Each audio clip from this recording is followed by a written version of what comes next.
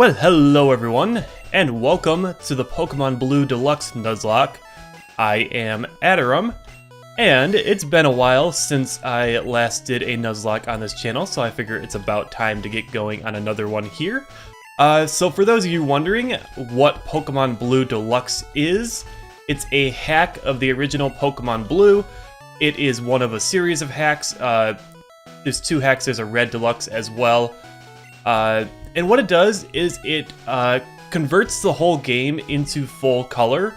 So it's basically going to look like it does in Gold, Silver, Crystal. So you're going to get the Kanto region, and you're playing through it in Generation 1. It's the same untouched Generation 1 mechanics, but it's got all the graphics from Gold, Silver, and Crystal. In addition, it also adds about 100 new Pokemon from various different generations. It doesn't just add all the Johto Pokemon up until 255 or whatever. That's actually the limit to the number of Pokemon you can have in this generation due to memory restrictions. But it does add about 100 new Pokemon from generations 2 through 6. And I am playing the blue version. Like I said before, there is a red version as well. I picked the blue version because of the version exclusives. Particularly, Litwick is the one I'm interested in. I don't really know if I'll have a chance to get one or not. But one of the differences between the two versions is the fact that in this version of the game you do play as a female character, whereas in the red version you would play as a male character. This is to kind of circumvent the fact that there is no gender selection in the original Red and Blue games, so that was really the only way to implement something like that. So anyways, let's go ahead and get our starter here. I am going to be going with Bulbasaur, because Bulbasaur is the best starter for Generation 1. That's not just an opinion, that is actually a fact. Allow me to explain here as we skip through all this text. By the way, I don't think I mentioned this, but there is actually a faster speed for the text. It's the maximum speed for the text. It's even faster than fast would be. And I guess I don't know where Bulbasaur is for some reason. So it's going to make the text go by a lot faster than usual. And I think it actually speeds up battles a little bit too, because that text goes through faster as well. So let's go ahead and pick up this Bulbasaur and give it a nickname. Alright, and with that done, let's go ahead and while we get into our battle here with our rival, go ahead and explain what I mean by Bulbasaur being the best starter. So, the crux of it is something you probably already know. The fact that Bulbasaur, being a grass type, is super effective against the first two gyms. So it doesn't really matter what, random catches we end up on these first few routes here. No matter what we get, we're going to have something to deal with Brock and Misty. And in addition, Bulbasaur is also going to be pretty good in Lieutenant Surge's gym as well. Being a grass type, it does resist Lieutenant Surge's electric type Pokemon, so that'll be helpful there as well. So basically, we're pretty set for the first few gyms here. I would say that really our only concern is the fact that Misty Starmie is probably going to have some psychic type moves, so we do got to watch out for those. But yeah, other than that, we should be all set. We don't have to worry too much about getting just the right catches. Now the big deal, the big thing that Bulbasaur brings to the table is the fact that it gets Razor Leaf. And for those of you who don't know, since we are playing a Generation 1 game, and we are playing with the default Generation 1 mechanics, critical hits work a little bit differently than they do in later games. And basically, they're mostly based off of speed. And if you outspeed your opponent, you're going to land critical hits a lot more often. And since you're going to be playing through the game and, defeating lots of enemies and getting a lot of EVs on your Pokemon, generally you are going to be faster than your opponent's Pokemon. Now here's the thing, when you have a high critical hit ratio move, such as Razor Leaf or Slash, you're basically going to be getting critical hits almost 100% of the time. Now the only downside is, of course, the fact that Razor Leaf only has 95% accuracy. And in addition, I know that every move in Generation 1 actually has a chance to miss, with the exception of Swift.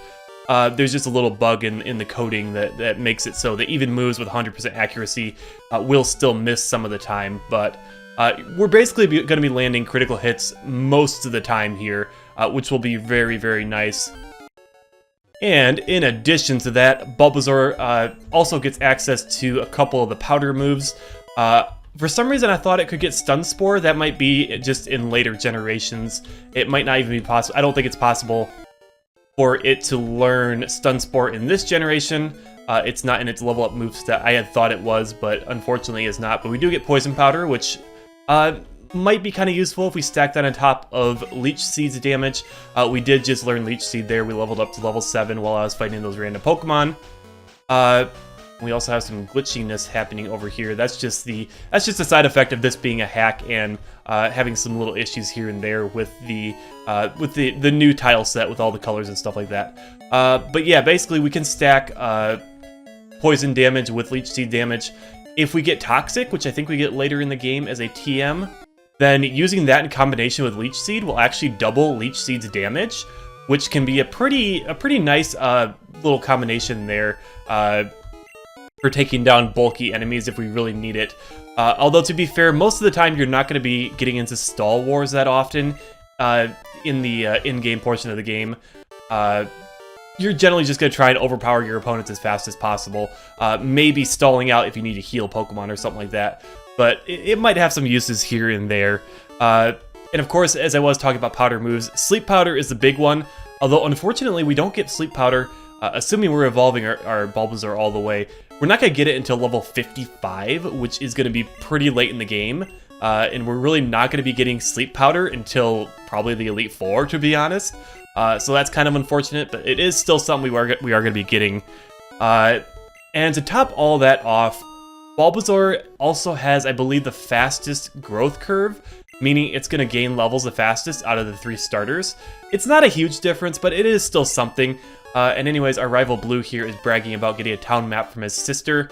Joke's on you, dude. The town map actually puts you at a disadvantage in this game because you only get 20 slots for items in your bag, and you only get 50 slots in your PC for items. The town map is a key item that can't be thrown out or sold, so you're basically stuck with a permanent lost item slot if you end up getting the town map. So if you're playing Pokemon Red, Blue, Yellow, do not get the town map. It's a complete waste of an item slot, and you won't be able to get that item slot back ever, since you have a hard limit of only 70 items total between your bag and your PC. Anyways, gonna pick up some more Pokeballs here, and as you may be able to guess, oh whoops, I should probably count how much money I have here before I start spending it. I forget that the older games, you can't just jump up to the maximum number of items you can buy. You can actually go further than that. You have to actually calculate it yourself. But anyways, let's go ahead and start getting our first catches of the Nuzlocke. And while we're doing that, I should probably go ahead and explain the Nuzlocke rules. If I could talk today, I would finish that sentence. Let's explain the rules real quick. So the first rule is we can only catch the first Pokemon of each route. So for this route, it's going to be a Rattata, and I just realized I forgot to heal. So that's kind of unfortunate. So basically, we have to catch this Rattata. We don't have any other option. We're not allowed to go searching around for a different Pokemon. So even though Rattata's not that interesting of a Pokemon, and we have used it, I think, in both of my previous Nuzlocks on this channel, we are still going to be stuck with that Rattata, which is fine. I don't mind a Rattata too much. I was kind of hoping for some later generation Pokemon because they do show up here and there, but we'll stick with the Rattata, I suppose, for now. Alright, and here we have our first new team member of the Nuzlocke, Randan the Rattata. And let's go back and heal real quick before we go and do any more catches. Alright, and with that done, let's continue explaining the rules a bit. Luckily, the catch tutorial in this game is optional. That guy would normally give you the catch tutorial if you really needed it. But we don't need it. We know how to catch Pokemon. Obviously, we've already caught one ourselves. And luckily, the early generation Pokemon games don't require you to watch the catching tutorial. Okay, so anyways, the other rules, permadeath. So basically, if a Pokemon dies in battle, it is actually dead. I will be releasing it, and I can't ever use it again, obviously, because it will be released and also, dead.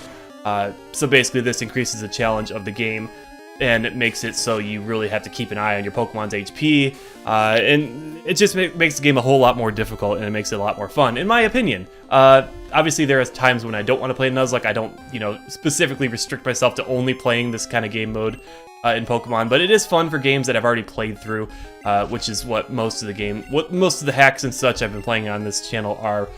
So let's go ahead and give a nickname to this Pidgey. Alright, Ulai the Pidgey. And with that in mind, one of the other rules, one of the kind of optional rules, I guess, is the fact that you have to nickname every one of your Pokemon. It's intended for you to kind of form a personal connection to each of your team members to make it that much more tragic when one of them falls in battle. So yeah, in addition, ooh, okay, I do like this. I like this a lot. For those of you who don't know, Galvantula is actually one of my favorite Pokemon. So finding a Joltik here as my first encounter is amazing. I am so excited. Unfortunately, it's going to be a very frail Pokemon, so we'll see how this goes. I'm hoping that we can use it for most of the game, but yeah, like I said, very, very frail. I'm worried that it's going to fall in battle to a crit sometime or something like that, but it is a very awesome Pokemon, and I'm very happy to have run into one of these.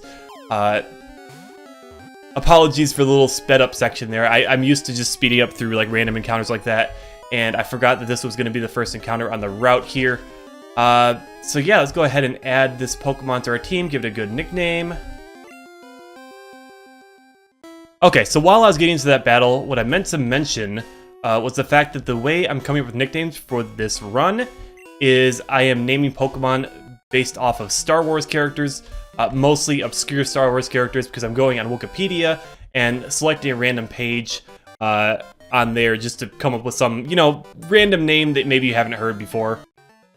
I'm not great at coming up with nicknames, so basically having the options to just randomly select a nickname is probably best for me, and that way I don't spend too much time just sitting on the nickname screen thinking like, okay, what the heck do I call this Pokemon? What the heck am I gonna call this guy? It gives me a consistent way to come up with nicknames, and hopefully some nicknames you haven't heard before. I don't actually know who any of these Star Wars characters or planets are that I'm using right now. It's just a bunch of random collection of stuff, and you're welcome to look them up yourself if you really want to, I guess. But yeah, it's just a nice little way to come up with some random nicknames. Alright, and we're still going through the rules of the Nuzlocke here. So other than the rules that I've covered already, I'm also running with a dupes clause, so that means if the first encounter we run into is a Pokemon we have already caught, or an evolution of it. If, so, for example, we caught a Weedle and we run into a Kakuna, we don't have to catch that Kakuna. Or if we already had a Kakuna and we run into a Weedle, then the same principle also applies. That's just to make sure that we get a little bit of variety on our team, to keep things interesting, because you don't want to see a team of 6 Rattatas, because that would be boring and also fairly difficult, because Rattata, well, especially in the first gym here, wouldn't be able to do too much. The other clause that most Nuzlockers also run is the Shiny clause, and I don't remember from looking in the game documents if this hack actually does include Shiny Pokemon or not. If it does, I guess I'll run a Shiny clause, which basically means that if we run into a Shiny, we can catch it. The restriction I'd probably throw on that is the fact that whatever Pokemon we had previously caught on that route would now be forfeit, and we'd have to release it to make up for the fact that we have an extra Pokemon to make sure things don't get too easy here. So anyways, I think that covers all the rules. We've gotten to Pewter City here, so you may have noticed I skipped my rival battle that would have been a little bit earlier there. You can actually skip that and save it all the way until you, after you fight Brock. At that point, you won't be able to do it. So it is optional, but I think I do want to go back and do it just for experience. But before we get there, looking at our team real quick, we're not in a great position to take on our rival. He won't have too much to worry about. I know he has a Pidgey that will have Gust, so Fenyon won't be able to take that on. And I know his Charmander won't have Ember yet, but we should probably level up a little bit. So I'm gonna grind up a little bit and meet you guys back over to do our first real rival fight. I don't know if the first one really counts because it's just a one-on-one level 5 tackle fest. So anyways, I'll meet you guys back there, and we will, after we've grinded up a little bit, we'll go ahead and take on that fight. Alright, and with about 15 minutes of grinding under our belt, this is what our team looks like right now. I tried to get everybody at least to level 9, and I also wanted to go ahead and level up Fenyon enough to where he would get Vine Whip. Just so we don't have to do another grinding session before we face off against Brock. Do want to make sure we have Vine Whip for that fight because we will need it, because we have nothing else to hit his rock types with. So we are going to need that Vine Whip, so I went ahead and just grinded for that now rather than waiting and doing it later. So anyways, Fenyon is going to be useless in this fight because this Pidgey is going to know Gust.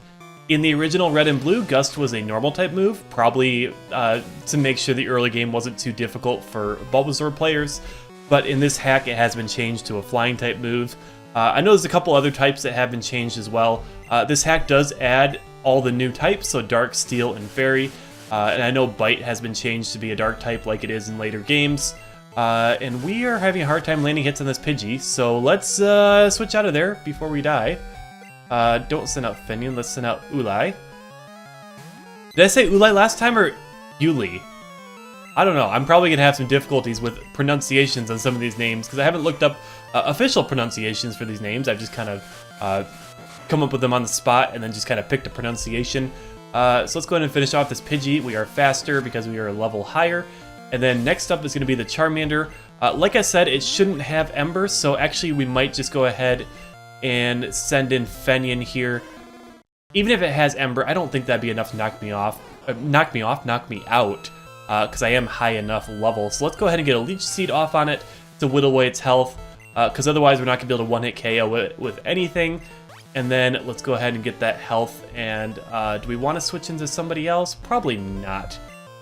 By the way, Tallow, who I said I was so excited about using because I really like Galvantula, so far he hasn't really learned anything useful. He has Leech Life, he got Thunder Wave, but Leech Life is a really low base power attack, so it's not really doing much for me right now. And yeah, it's especially in this early game where we're coming up against a lot of Pidgeys and bug poison types like Weedle. So so far it's not doing so great. So I'm hoping we get an electric type move sometime soon. And I think it also evolves fairly late, so it might be kind of a difficult Pokemon to use correctly. So even though I'm excited about a Galvantula, we may have to put him on the bench for a little while if we find a different electric type. There was a chance to get a Pichu or a Pikachu in the Viridian Forest. I did run into both of those while I was grinding, but we did not run into either of those, so that's fine. I think I'm happy with JOLTIK, even if it might be the inferior option in the long run. It's the option that I like more, so we will just go with that. And our rival is down. Not too much of a difficult fight there, and especially since we went ahead and fought all those trainers up in Viridian Forest.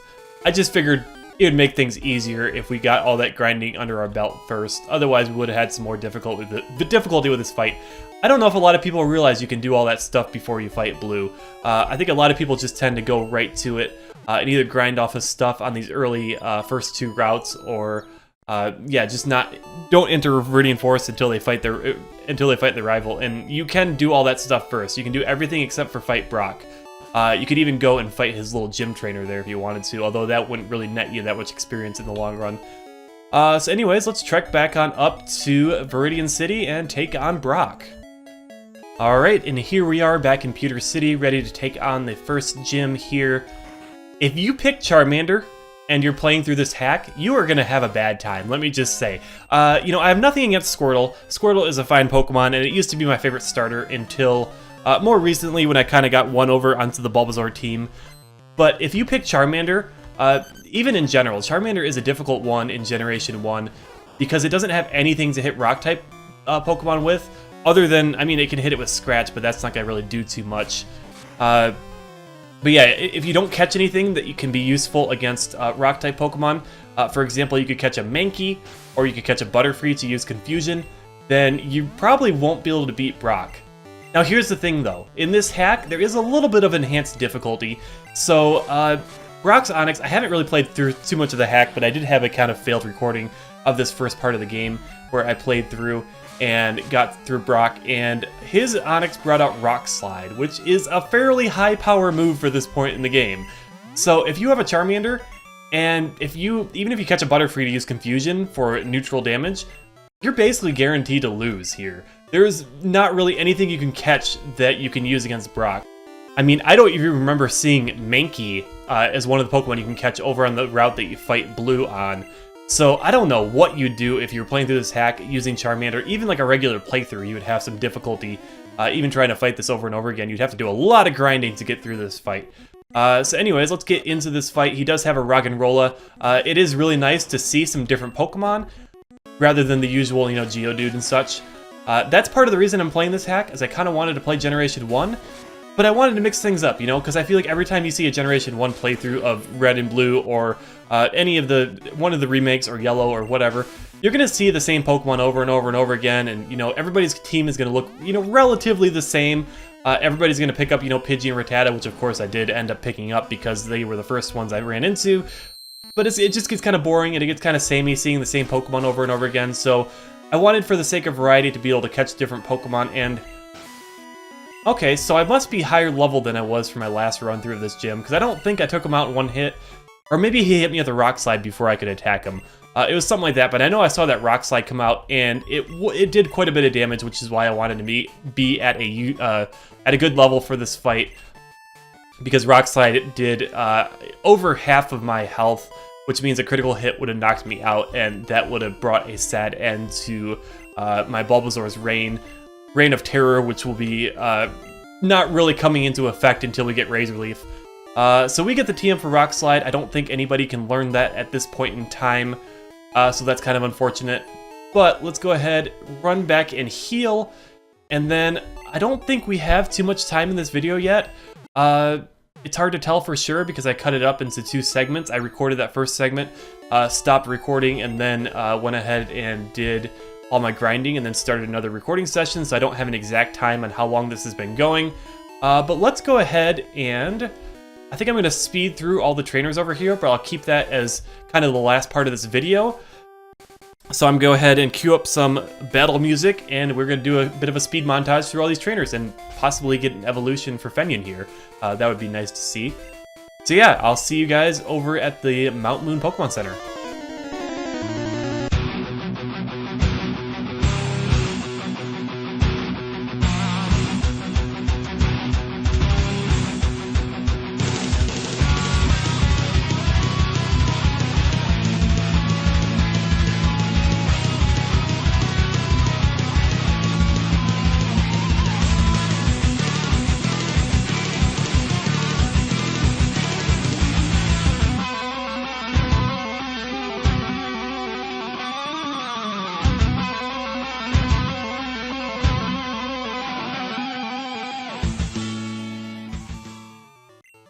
And there we go, Fenyon's at level 16, so that means we're getting our first evolution of this Nuzlocke run.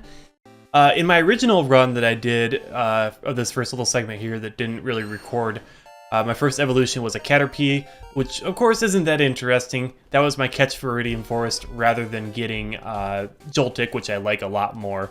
Anyways, let's continue on with the high-speed battling.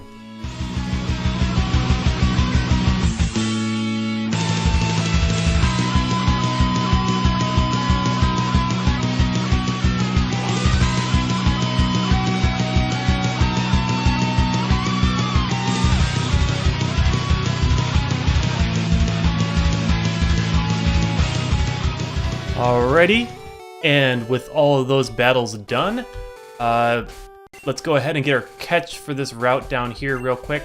You may have seen in that last little bit that I did encounter a Pidgey, but of course that does count for Dupe's Claws. So let's go back down here and see what we get. This will be the last thing we do this episode.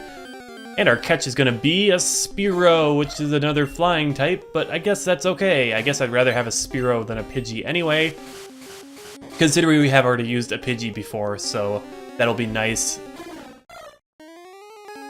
And a fairly easy catch, so let's go ahead and get a nickname for our new Spearow. And so on that note, thanks for watching, guys. I hope you enjoyed. Next episode, we have Mount Moon to take on. I'm not entirely sure how I'm going to tackle that in terms of editing, because it is going to be a lot of random encounters. We don't have repels yet, and a lot of random trainer battles that are mostly not going to be too difficult, so we might just speed through that as well. I don't know. We'll see next episode. So, again, thanks for watching, guys. Hope you enjoyed, and I'll see you in the next episode of the Pokemon Blue Deluxe Nuzlocke.